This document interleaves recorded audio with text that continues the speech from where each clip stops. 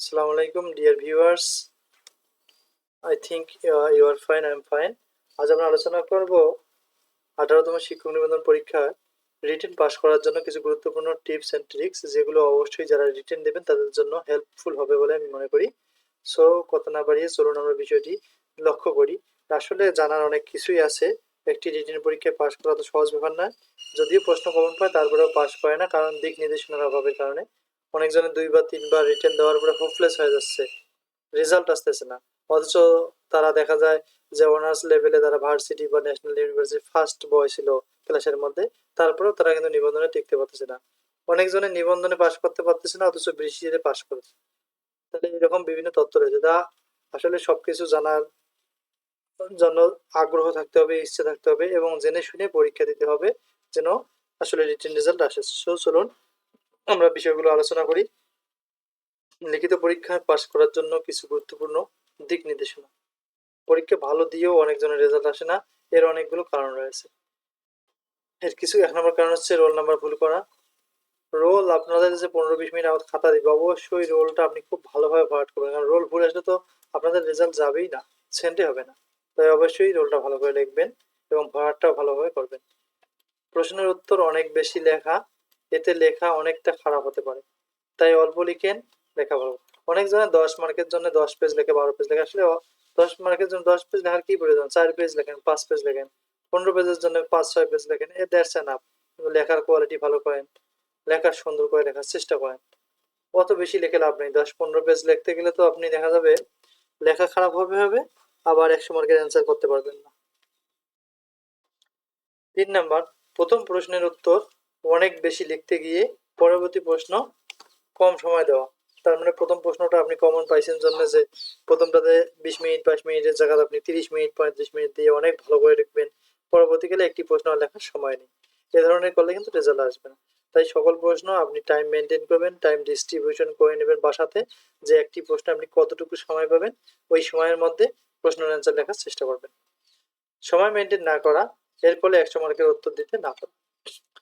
সংজ্ঞা লেখার ক্ষেত্রে দার্শনিকের নাম ভিন্ন লেখা ও পয়েন্ট বইয়ের বা গাইডের ভাষায় না লিখে নিজের ভাষায় লেখা।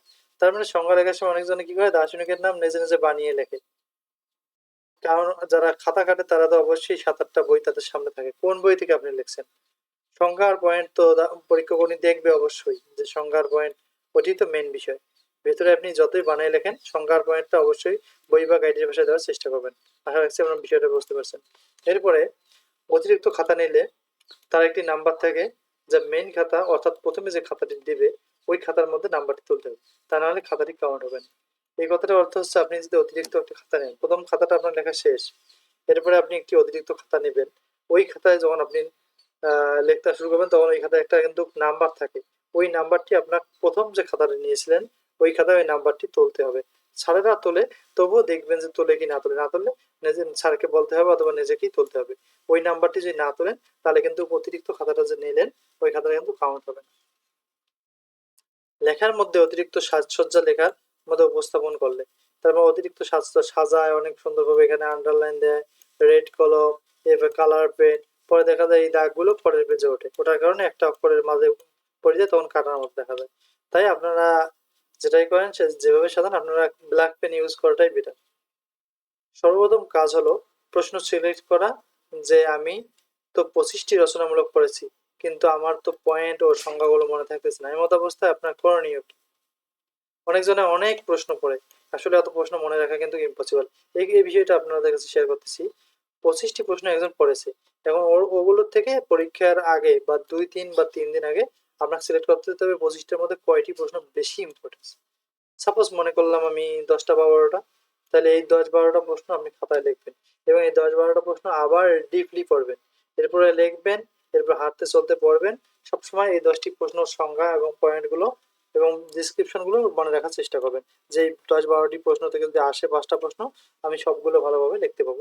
একটি আনকমন থাকতে পারে, এখান থেকে থাকতে পারে, তখন আপনি ওটা হালকাভাবে একটু লিখলে বানিয়ে গেলে তাও হবে, কিন্তু 4টি প্রশ্ন ওটিতে ভালোভাবে পাবেন। তাই অবশ্যই বেশি প্রশ্ন মাথায় না নিয়ে 10-12টি প্রশ্ন মাথায় নিন। যেগুলো বেশি গুরুত্বপূর্ণ সেগুলো কাউন্ট করে শুধুমাত্র ওই 10-12টি প্রশ্নের উত্তর পয়েন্ট ও সংজ্ঞা ভালোভাবে মুখস্থ করা, যেন দার্শনিকের নাম ও পয়েন্ট ভুল না হয়। অন্য প্রশ্নগুলো এমনভাবে পড়া যেন পরীক্ষায় আসলে উত্তর করা যায়। যদি 10-12টি প্রশ্ন এর মধ্যে 2-1টি আনকমন পড়ে, তার মানে অন্য প্রশ্নগুলো আপনি এমনি রিডিং পড়বেন, ধারণা নেবেন, যাতে আপনি পরীক্ষায় দেখতে পারেন। তবে অবশ্যই গুরুত্বপূর্ণ 10টা বা 12টা প্রশ্ন আপনি কাউন্ট করবেন এবং ওই 10-12টি প্রশ্ন খুব ভালোভাবে পড়বেন, যাতে পরীক্ষায় যাতে লেখা যায় সুন্দরভাবে। So thank you for watching this video. যদি ভালো লাগে প্লিজ সাবস্ক্রাইব করবেন। See you in other video. আসসালামু আলাইকুম।